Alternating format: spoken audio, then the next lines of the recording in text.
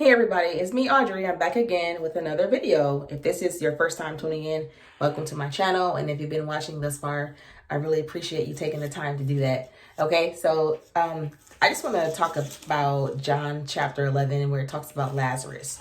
Okay, and this is something that I just read this morning and it really blessed me.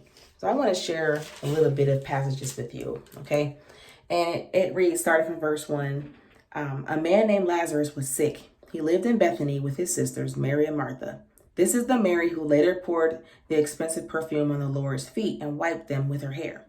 Her brother Lazarus was sick, so the two sisters sent a message to Jesus telling him, "Lord, your dear friend is very sick." But when Jesus heard about it, he said, "Lazarus' sickness will not end in death. No, it happened for the glory of God, so that the Son of God will receive glory from this." Okay. And then I want to go to verse 12 where it says, the disciples said, "Lord, if he is sleeping, he will soon get better." They thought Jesus meant Lazarus was simply sleeping, but Jesus meant Lazarus had died. So he told them plainly, "Lazarus is dead. And for your sakes, I'm glad I wasn't there. For now you will really believe. Come, let's go see him." And I'm going to skip down to verse 21 where it says, Martha said to Jesus, "Lord, if only you had been here, my brother would not have died. But even now I know that God will give you whatever you ask."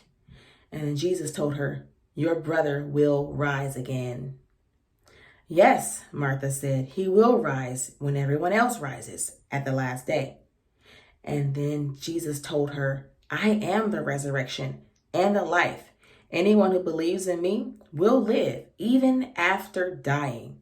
Everyone who lives in me and believes in me will never die." Do you believe this, Martha?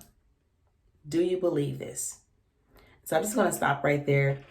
And I was just blessed by this because as I'm reading, I'm thinking about, how so many people are in this position right now where they're looking at their situation, they're looking at their circumstances, and it looks dead. Okay, it looks like a dead situation. Maybe there's someone who received some bad news concerning their health. Okay, and it looks like a dead situation. It looks like there's no coming back from this. There's no recovering from this trial that you're going through. There may be a marriage problem that you're going through. There may be relationships with children that are strained, and that for maybe you're a parent who's been praying for your child to come back to Christ. Maybe you're a parent who's waiting for your child to come and even talk to you. Maybe you haven't spoken to your children in a long time, and you've been praying and asking God or for them to come back, for them to reach out. And maybe you've been reaching out to them and they haven't returned phone calls. The situation looks dead. It looks like maybe you're trying to find a job and you're putting in application after application. You're getting turned down. You're getting rejected. Okay. You've been praying. And nothing's happening. Nothing's changing. No one's calling you back, asking you to come in for an interview. Okay. And you're a student in school and you're having a hard time with your subjects. You're having a hard time studying. It seems like everything is coming against you. And it seems like you're not going to graduate. You're having so much drama going on. Maybe people who are on your jobs, you're going through trials on your job where your job is threatened. And so these are things that can come in and they can strain our relationship with God. And these are situations that look dead. Okay. It looks like there's no point of recovery. It looks like there's no glimmer of hope for change, for something different. Maybe there's someone who's have an addiction to something. They've been praying and asking God to help them to break this addiction. And you're praying and you're asking God, and it seems like nothing's happening, no change. You're still going through the same motions over and over again. Everything is on repeat, nothing different. Okay. And your situation looks dead. But God says right here, he says, "I am the resurrection and the life." That even when your situation looks dead, it is not dead, because God can come and redeem you. He can resurrect you with his resurrecting power. And all he is asking you right now is, do you believe? Do you believe God for the impossible? Do you believe that he can heal you? Do you believe that he can deliver you? Do you believe that he can bless you?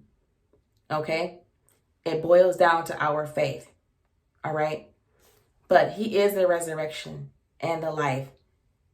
And the reason why he's allowing you to go through these things is because he wants to show forth his glory. That when you come out of your circumstance, when you come out of that situation, when relationships are restored, when relationships are healed, then all you can say is, to God be the glory. You won't be able to give any credit to anyone else. Okay? Isaiah 42 and says, I am the Lord, that is my name. I give my glory to no one else. Okay? All these things are happening for the glory of God. You just need to hang tight. You just need to keep the faith. You need to keep on fighting. And don't let these things cause your spiritual life to die. Okay? Because these things, these tests and trials can kill our spiritual life if we let it. But God is going to redeem you and he's going to resurrect you. Okay? So be encouraged. You take care and you have a wonderful day.